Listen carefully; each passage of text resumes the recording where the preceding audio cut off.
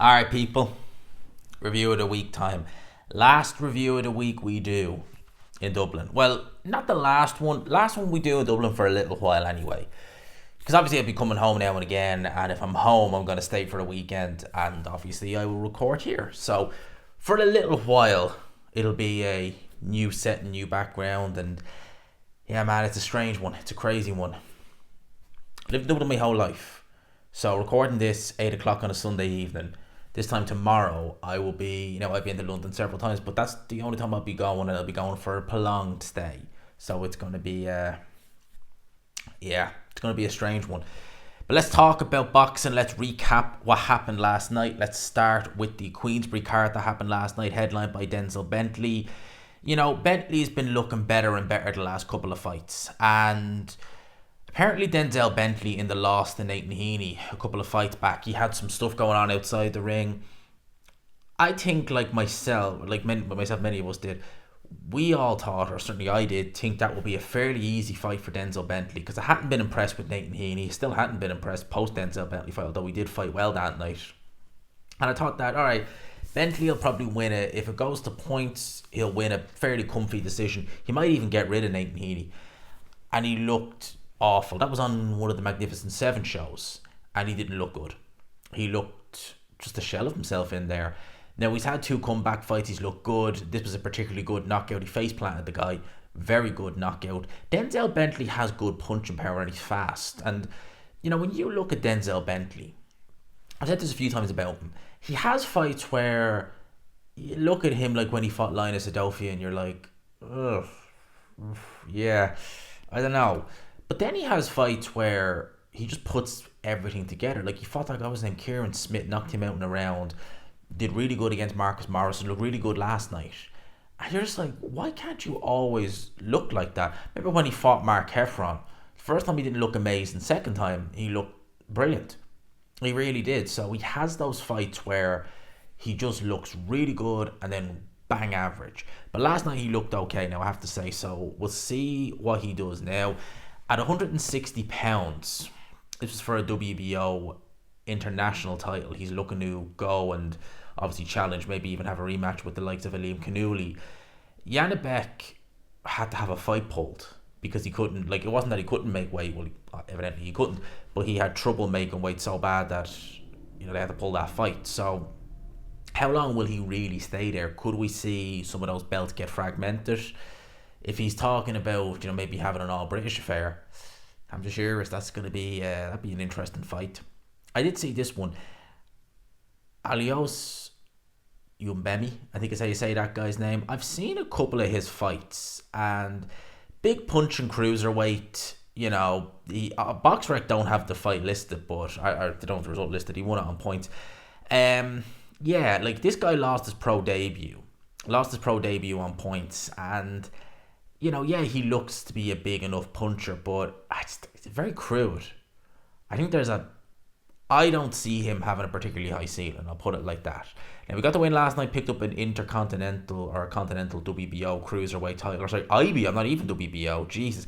It's bad when the IBO have tricket titles. Because who wants to even fight for an IBO title? A real IBO title, much less a tricket title. That's pretty... Well, if you can't beat them, join them, I guess. That's what the IBO are doing. So there was that. That was the whole Queensbury. I only really caught the main 2 fights on that card. I went out with my friend last night for a little catch up, so I only caught those 2 fights on the card. I haven't had a chance to go back and look at it, but I did have a look at the 2 main fights on this card right here, which was the one in Canada. Let's start with Arslanbek Makhmudov against, say his name here, Guido Villano, I think is how you say that guy's name. Now, I'd seen a couple of his fights in the past. I'd seen his fights, you've been with Top Rank for a while. I'd seen his fight with a Jagba, where he lost that fight on a decision. Very competitive nip and tuck fight, but I remember him when he was undefeated. He had a draw. It was on one of those behind closed doors fights. I think I actually will see if I can get it here. Yeah, it was against that guy, Kingsley Iba.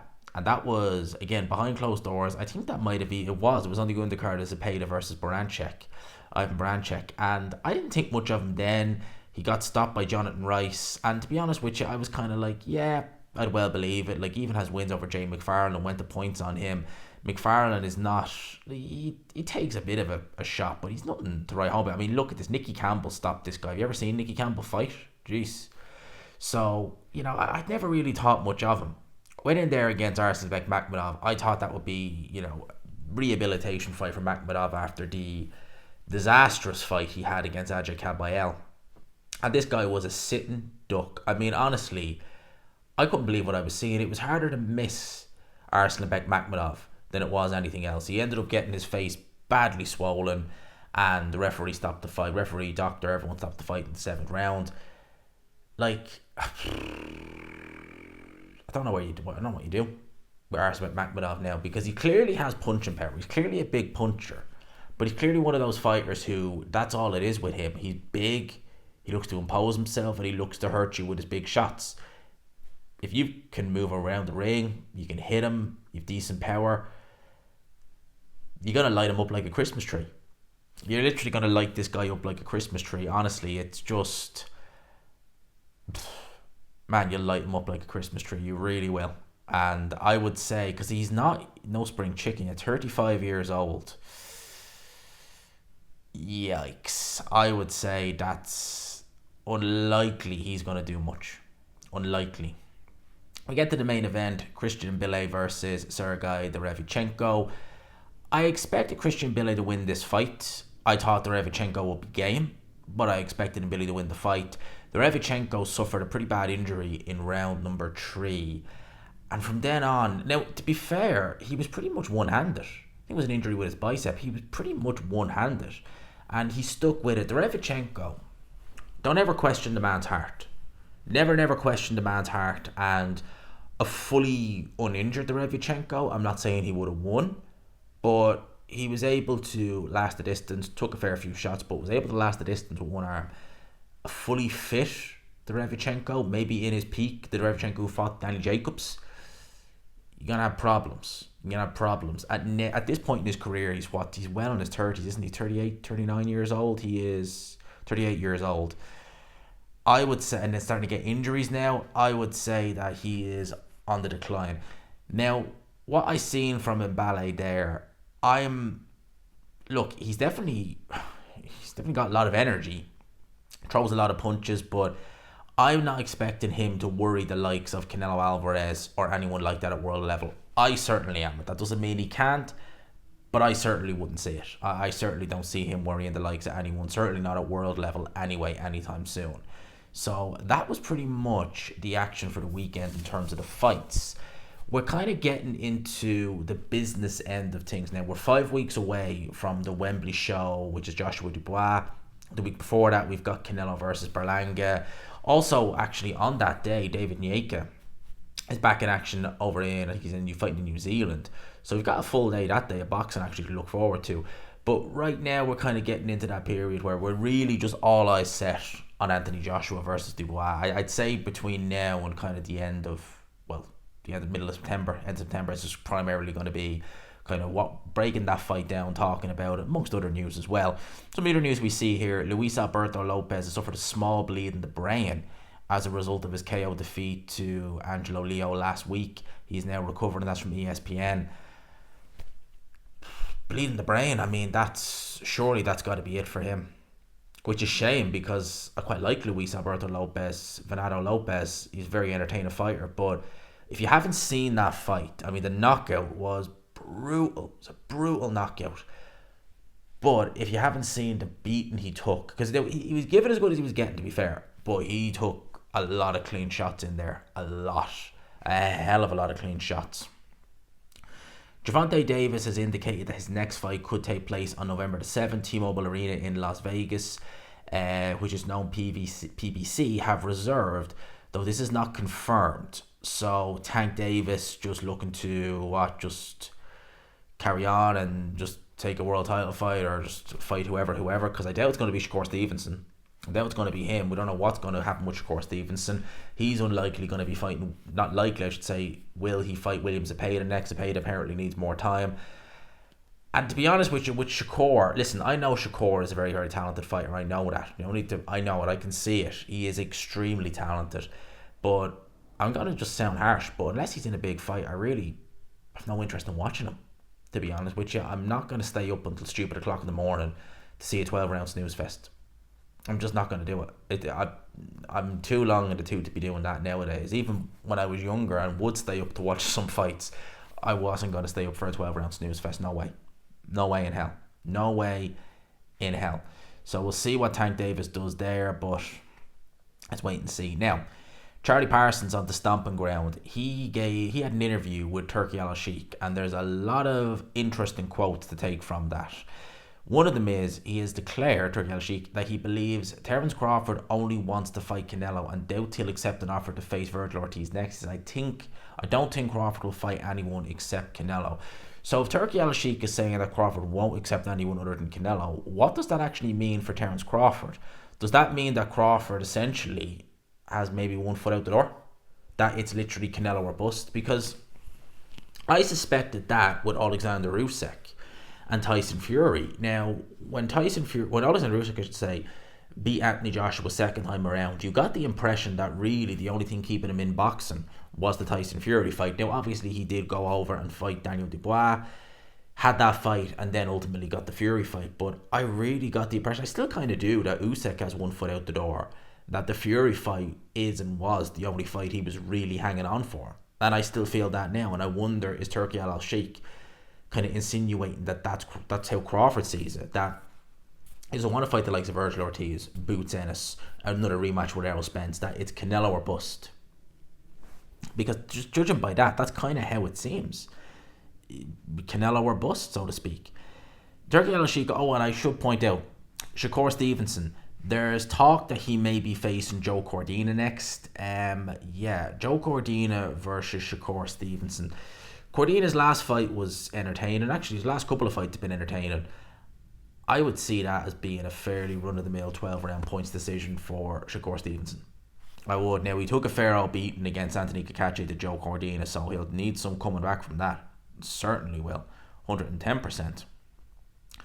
Turki Alalshikh has stated that he wants to make Zhang versus Martin Bakole, and that he could headline a potential Riyadh season card in China. I was going to say Saudi Arabia. In China, the first week in December. So he isn't playing around, Turki Alalshikh. He is planning on taking Riyadh season, not just to America, not just to the UK, not just to Saudi Arabia, China, Macau, maybe in China. I know Bob Arum did a couple of shows. Actually, I think Manny Pacquiao fought Chris Algieri in Macau in China. That's where they have the Grand Prix. Back in 2014, he did a couple of shows there. So that might be an idea in China. Just, would they do it UK time? Because there's obviously definitely a time difference between here and China. Although saying that, if it's anything like Japan, actually wouldn't work out too bad. We'd have it in the morning. And when I say the morning, I don't mean the wee hours. I mean like midday, 11 o'clock, midday. That'd actually be really, really handy for us over in the UK. That'd be great, wouldn't it? Midday Riyadh season card.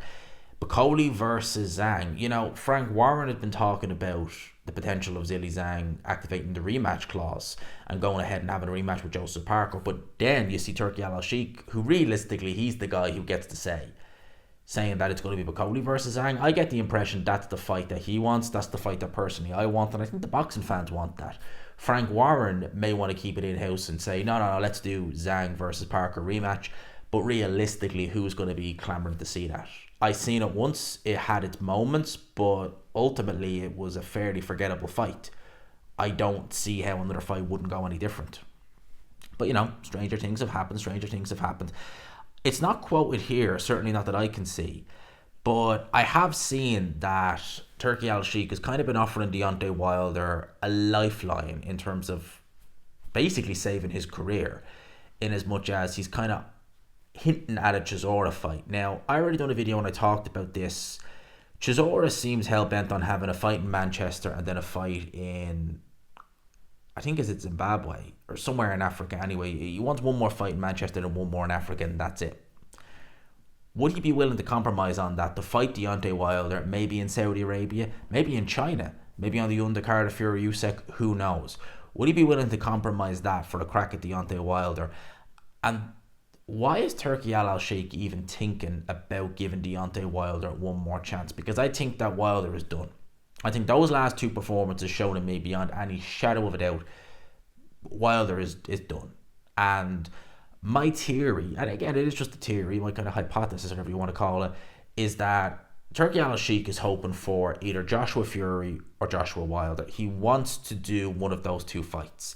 And for him, I'm sure he's looking at Deontay Wilder and thinking, if you go in there with Chisora and I see a semblance of the old bronze bomber, that's enough. That's enough for me to pull the trigger on Joshua and do the Joshua fight. And that's what I'm thinking is the logic behind Turki Alalshikh. I don't think that we have that Wilder will ever get him back. And those last two performances really showed that to me. Chisora is someone who, a bit like Wilder, he's made very, very good money in this sport. He's not been a world champion, but he's made very, very good money nonetheless. And he still finds it in him, although he can't work the way he used to in terms of 3 minutes of every round, but he still finds enough in himself to be able to bring that fire, bring that dog out of him in these fights and make a fight of them and win them in some cases. Obviously against Joe Joyce, I didn't think he would win. He did, and proved me well and truly wrong. And I think him against Wilder now, jeez, with the way Wilder's been looking, that right there, if you were talking peak Wilder versus peak Chisora, I'd be saying peak Wilder. Beyond, no doubt in my mind, would be talking peak Wilder. But now, I could see that style causing Deontay Wilder absolute nightmares. Nightmares. Nick Ball will defend his WBA title against Ronnie Rios. That's on October 5th in Liverpool. They're having the press conference, I believe, this week for that fight. So Nick Ball, homecoming fight, Liverpool world champion. Ronnie Rios, I have seen him a few times. Can't remember the last time I seen him, but that will be his challenger. Fabio Wadley versus Fraser Clark. The rematch title is now, the rematch for the British title, I should say, is now agreed. Also, the British Boxing Board of Control have ordered Solomon Dakis to defend his title against Moses Atelma. Purse bids for September 11th. Atelma will win that fight, and I have no doubt whatsoever in my mind he would beat Solomon Dakis. I've not been impressed with him at all since I've seen him. And I couldn't understand why Frank Warren was interested in signing them. Then I thought, actually, do you know what? Queensbury wants to push a town by English title. There you go. Hasn't impressed me at all. Had he had fought David Adeleye, I think Adeleye would have beaten him 110%. I think he would have beaten him. Now it's interesting. Boots Ennis has been ordered to defend this title against Karen. Okay, let's try this. Chukhazdani, I think is how you say that name. Alright. He's been ordered to defend his title against him. Conor Benn was elevated in the IBF rankings, so some people were speculating we might see Boots versus Benn next. Clearly not. He's got a mandatory ordered.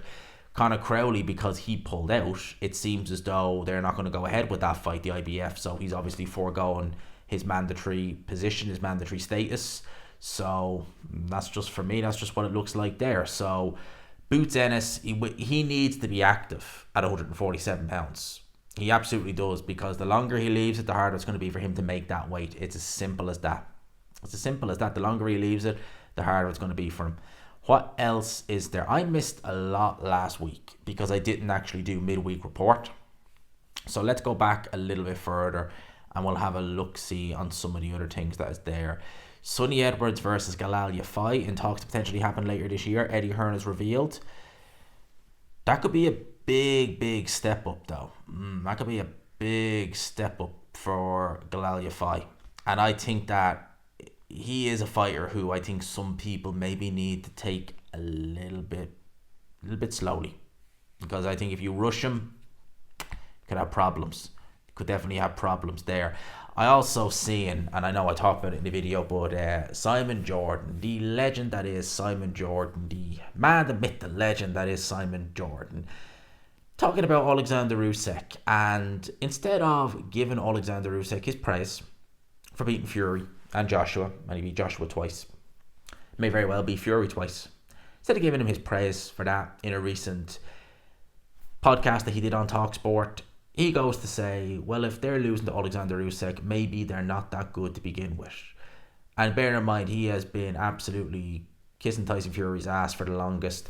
Because Alexander Usyk can come to the cruiserweight, never mind the fact that maybe Usyk is just that good. No. It's just the fact that maybe Fury and Joshua aren't that good. Simon Jordan does not, under any circumstance, want to give Alexander Usyk an ounce of credit for the good work that he has done in his run at heavyweight, and has been good. It's quite remarkable, really, the way Simon Jordan, so many people like listening, like, yeah, Simon Jordan talks. When it comes to maybe football, maybe, yeah, but boxing, he hasn't a clue what he's talking about most of the time, and he says things in such a way that it's like, once I say it, that's it, it's true. Well, no, it's not that straightforward. Like, and you go and turn around and say things like, Lennox Lewis would have manhandled Alexander Usyk. Don't know if you're right about that. I look at Alexander Usyk and I think that style, that in and out movement, that could cause Lennox Lewis some serious problems. And Lennox Lewis against fast heavyweights early on, I mean, he can get clipped. He could get clipped against those guys. But Simon Jordan says it must be true. There you go. Go figure. I think that's pretty much it. I'll have a quick look-see on boxing scene because I don't think there's much else to really go on about. I'm just more looking forward to getting the lay of the land and the setup tomorrow, because I'll be staying in a place for the next month. I'm just dying to see what kind of setup we'll have there to do videos before we get a little bit more permanent, residence over there. So yeah, it's going to be interesting, man. It's going to be interesting. I think that's pretty much that. So I will leave it there. I have the Q&A already recorded, so that's going to go out tomorrow or Tuesday. And yeah, we're 95 subs off 20k. 95 subs off 20k. So start hitting that subscribe button, share this video, do whatever you got to do. Let's get your boy to 20k like that. Like flipping that. People, I hope you enjoyed the video. I promise videos will still be regular this week. There won't be any delays or anything like that in terms of the move or anything like that. There's Wi-Fi in the flat, so we're good to go. So we'll be recording videos left, right and centre, and I will leave it there. I hope you enjoyed the video. Smash the like button if you could. Hit subscribe, of course, if you haven't already. Peace.